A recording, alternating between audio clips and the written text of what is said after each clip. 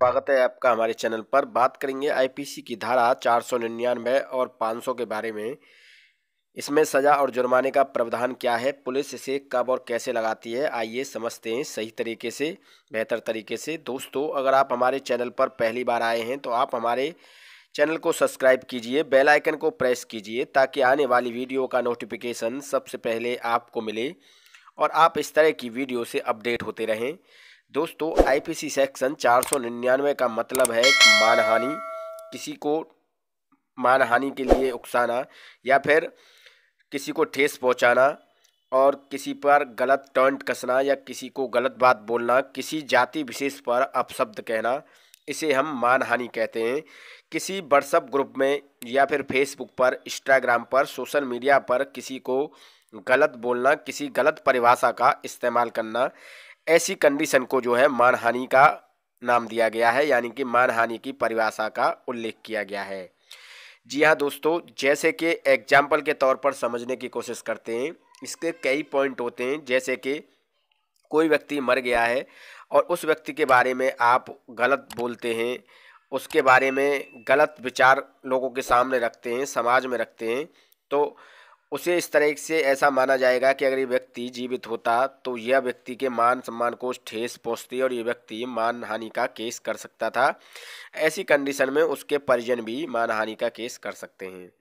दूसरा पॉइंट है किसी कंपनी के प्रोडक्ट का नाम बदनाम करना, यानी कि मान लीजिए किसी कंपनी के प्रोडक्ट को आप कहते हैं कि ये प्रोडक्ट सही नहीं है, इसमें कॉकरोच वगैरह निकलते हैं, कीड़े निकलते हैं, तो इस तरीके से उस कंपनी के रेवेन्यू को नुकसान पहुंचाना, उस कंपनी के प्रोडक्ट को नुकसान पहुंचाना, उस कंपनी को ठेस पहुंचाना,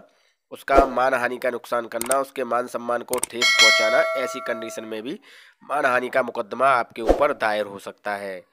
जी हाँ दोस्तों, और तीसरा ऑप्शन है कि मान लीजिए एक कमरे में 4-6 लोग बैठे हैं और उस कमरे में से कोई चीज़ गायब है और वो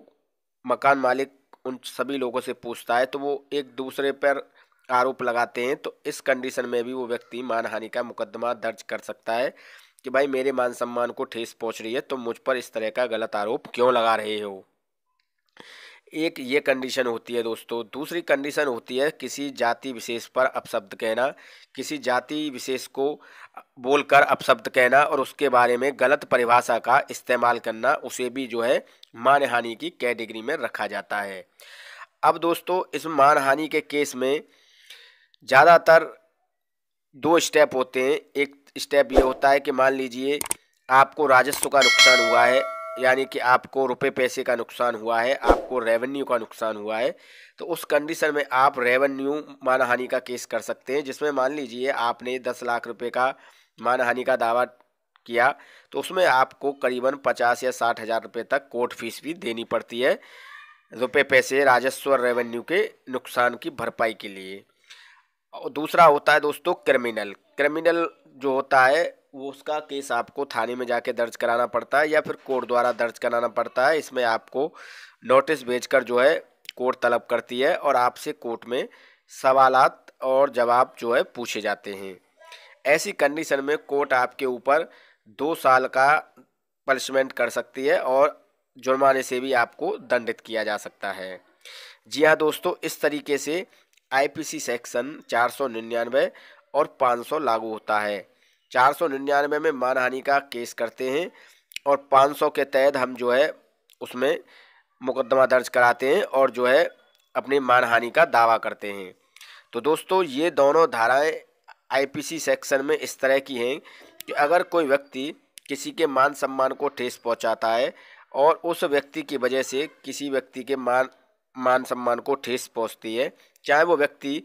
पास पड़ोस में रहकर मान सम्मान को ठेस पहुंचाता है या फिर वो व्यक्ति किसी व्यक्ति के सोशल मीडिया या व्हाट्सएप ग्रुपों पर या जैसे भी उसे ठेस पहुंचाता है, तो उस कंडीशन में